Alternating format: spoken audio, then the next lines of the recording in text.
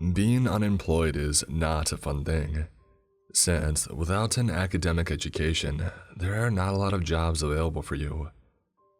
After spending months on the web searching for a job, I found one. It was a 4-week job at a resort in the archipelago.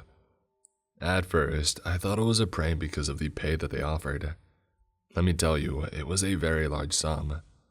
But after calling them, I found out that it was that amount. I really wished I didn't take the job, but since I was broke and was behind with the rent and bills, I had no choice but to.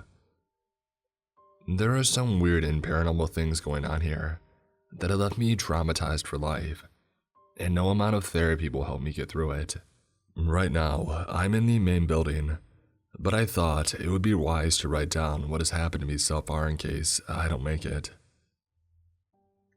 On my first day at the resort, me and my coworker Chloe, Joseph, and Miranda got a welcoming letter from the owners along with a list of rules. This is what my welcoming letter said. Hello, Mr. Noah, and welcome to our archipelago resort. We believe that you will be an excellent manager for our resort. You will work Monday to Sunday 8 p.m. to 8 a.m., together with your coworkers over a 4-week period. We have provided you with a $100,000 bonus, and you will receive an additional $500,000 after completing your 4 weeks. This resort is very old, and therefore you are not only responsible for managing it, but also to ensure that our guests are happy, that your coworkers remain safe, and perform their duties, and most importantly, yourself included. Follow the rules for this resort. Mr. Noah, it is very important that you and your coworkers follow these rules at all costs.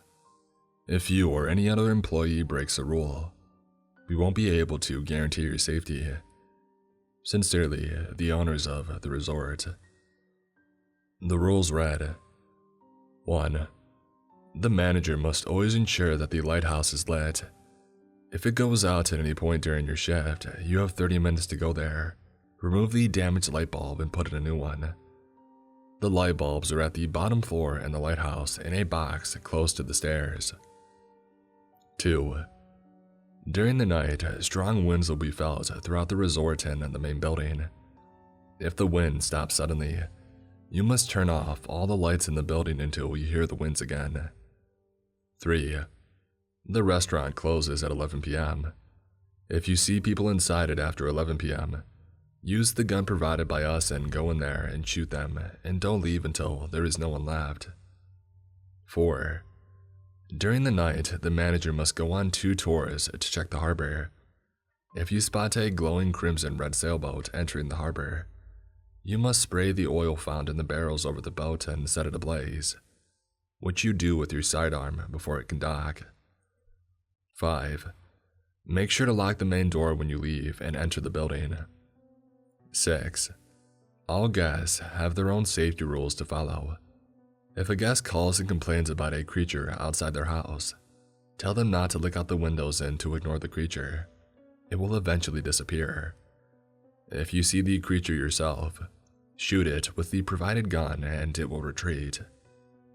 7. Never trust the time on your cell phone or wall clocks. The wristwatches provided by us are the only ones that show the right and exact time. 8. The harbor captain may appear at some point. If you encounter him, politely tell him that his services are not required, that you have already checked the harbor, and to tell him to leave.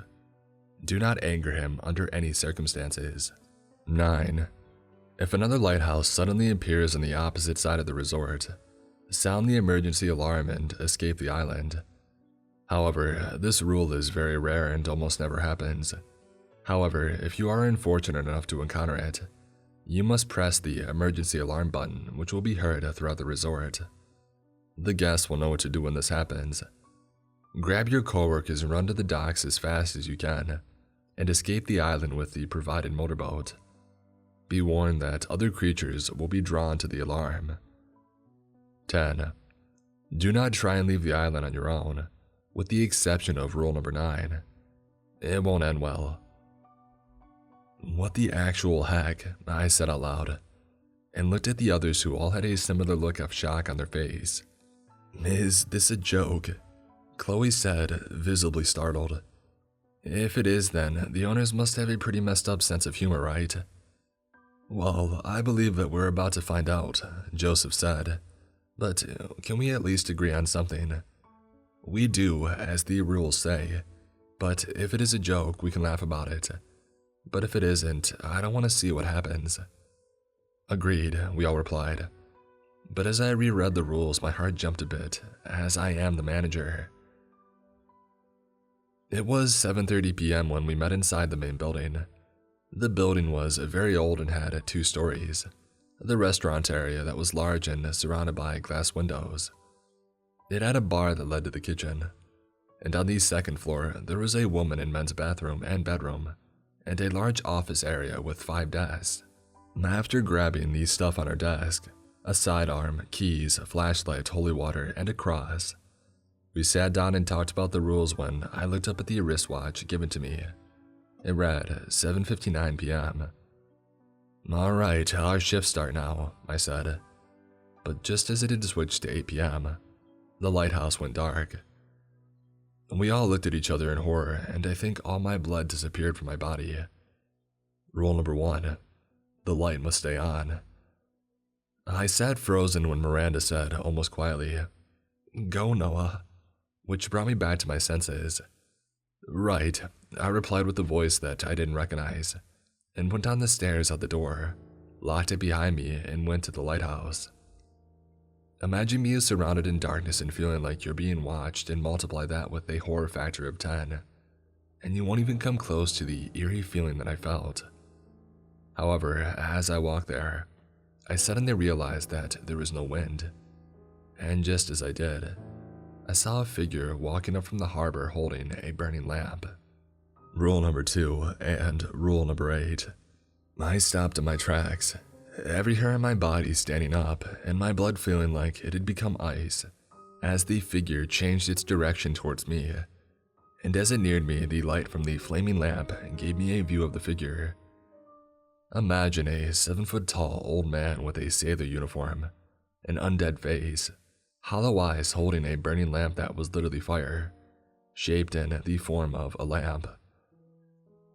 As the harbor captain came up to me, the heat from the lamp caused my body a great burning pain. Using every ounce of my willpower and courage I could muster, and ignoring the pain, I politely asked, "What can I do for you, sir?" "I am here to offer you my services," it said in a demonic voice that made my spine shiver. "I appreciate that, sir, but I've already checked the harbor, so your services are not required for the moment," I replied as friendly as I could. The harbor captain was silent and brought his lamp closer to my face, causing my skin to burn like hell itself. "I will be back later," he said in that same voice, before disappearing into a cloud of smoke. I just stood in shock, pondering what had just happened, before my own voice said, "Check the building and the time." I looked at the building and it was lit, and then at the wristwatch, which said 8:20 p.m. Holy crap, I thought, and I roared to turn off the lights as I ran down to the lighthouse at full speed. As I arrived, I looked at the watch and it said 8:25. Crap, I said as I entered it, went to the box, took a light bulb and rushed to the top floor, and switched the bad one out for the new one, which was surprisingly easy, and the lighthouse lit up again. I looked at the watch and it said 8:30 p.m. I sighed and sat down out of breath, only to hear a loud humming sound from the docks, as I got up and saw a glowing crimson-red sailboat approach the harbor. But for Pete's sake, I sighed in dismay, as I prepared myself to go to the harbor. Rule number 4. I had to get there and take out that ship. As I ran down to the harbor with my gun drawn ready to shoot anything that would come in my path, all I could think of was if the others were safe. On my way there, it felt like these surroundings wrapped around me, almost like reality itself had shifted. But the feeling could also be because I have just witnessed horrible things. As I came closer to the harbor, the humming sound became louder and louder, and once I saw it, I stopped dead in my tracks. What I saw was a sailboat that was solely made of glowing crimson red human skulls, and a long mast made from what I deduced was human bodies. The smell was horrible, and I thought that I will not in my life let this hellish boat dock in this harbor. I located the barrels and found that it had a hose with a nozzle. I grabbed the hose and pulled it to the bridge's edge and sprayed brownish white oil all over it, and then fired the gun and set it ablaze. The moment it did, the boat emitted a out-of-this-world horrible roar that forced me to cover my ears, as I watched it in a mix of absolute horror and amazement, as it turned to ashes that was swept away with the wind. I walked slowly back up to the main building, trying not to make sense of what had happened, not caring about if something jumped me or attacked me. As I entered the building, I was greeted by Chloe, Miranda, and Joseph, who all tackled me to the ground and hugged me while crying in relief. My heart felt a lot easier now that I knew they were safe. "What happened to you, and where were you? You've been gone for almost 5 hours.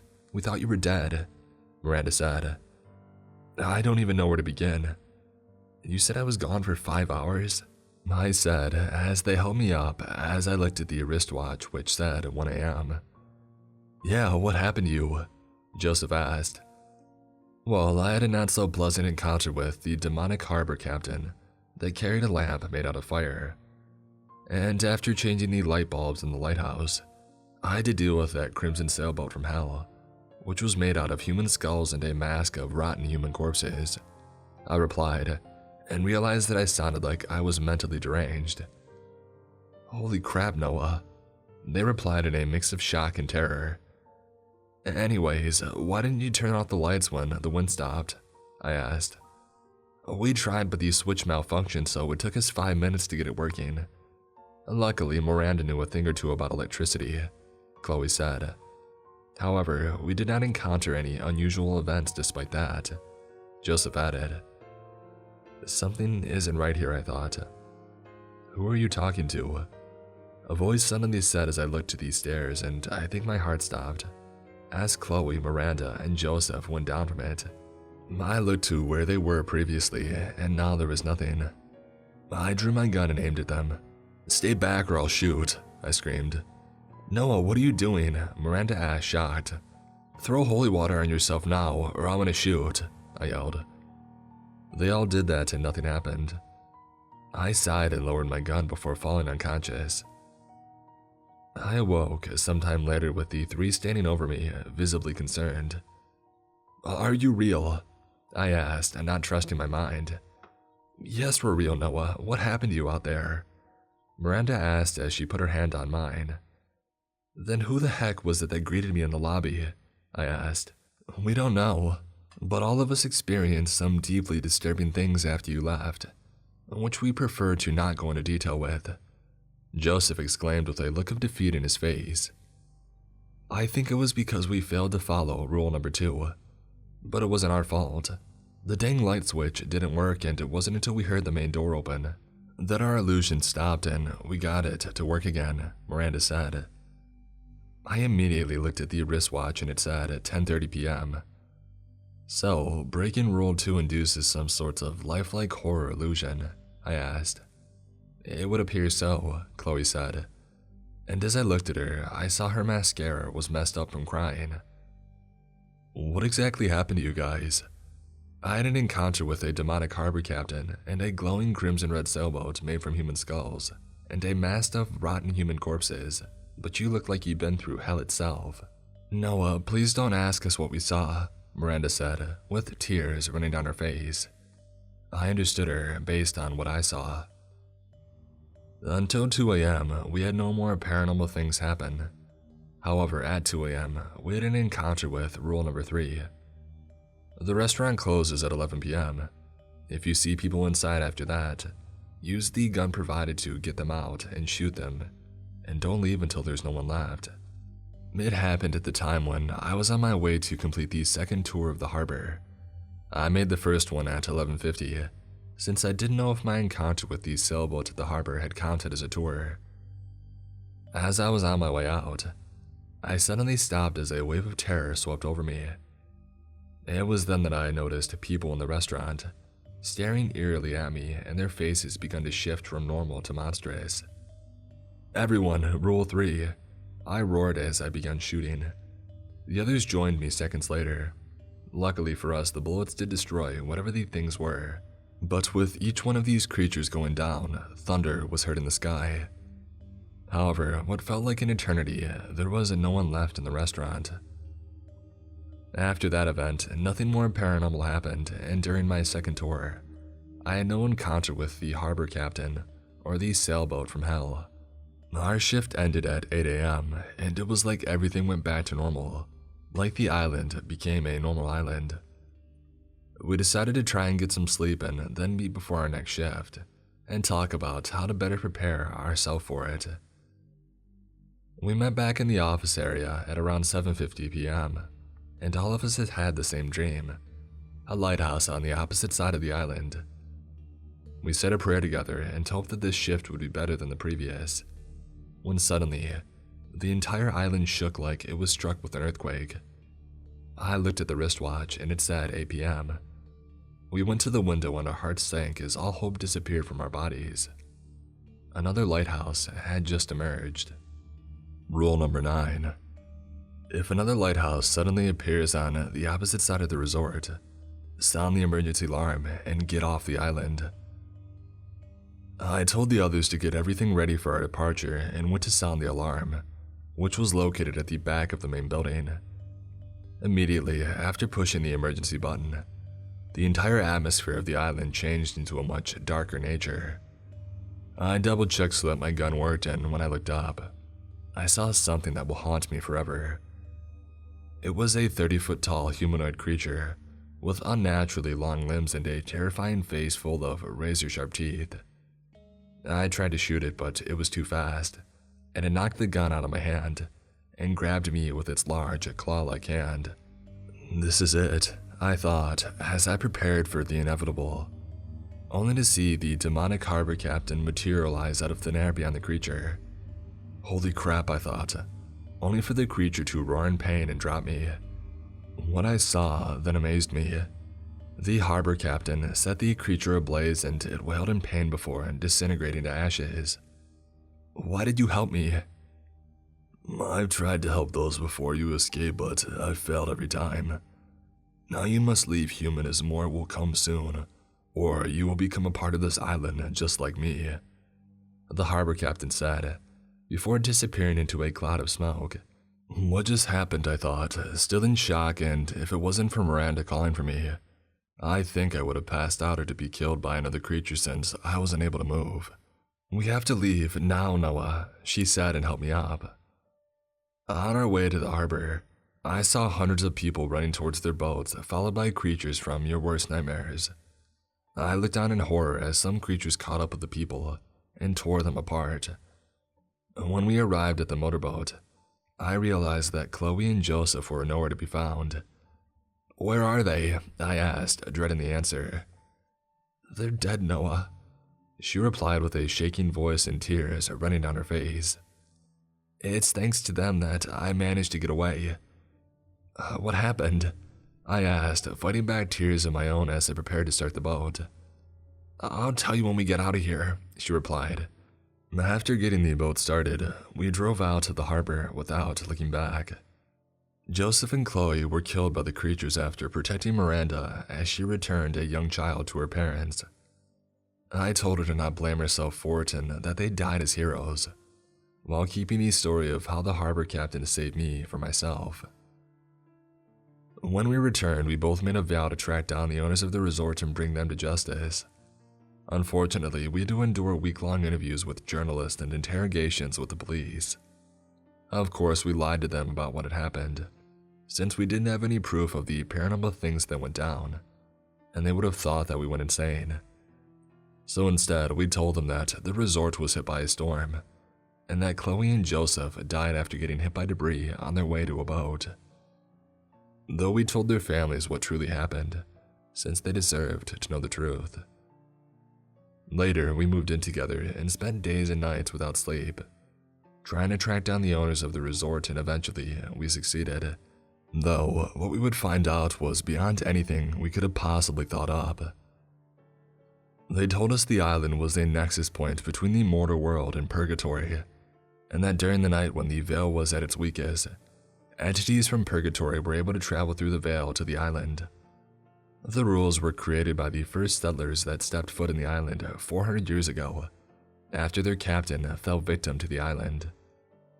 The settlers also realized that since they used their blood to create the rules that confine the evils there, the island must always have an owner originating from their bloodline.